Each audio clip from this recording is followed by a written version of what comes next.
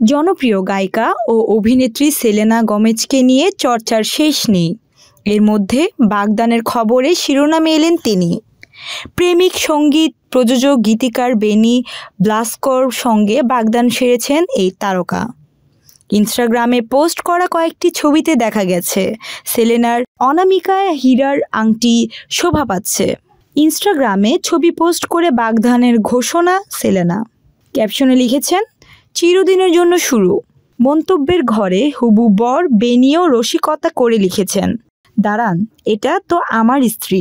ইনস্টাগ্রামে পোস্ট করা 4টি ছবির মধ্যে প্রথম ছবিতে দেখা গেছে সেলেনার আঙ্গুলে চকচকে করছে হীরার আংটিটি। আরেকটি ছবিতে আংটি পরা আঙ্গুলের দিকে তাকিয়ে আছেন তিনি। আর শেষ ছবিটি বেনির সঙ্গে।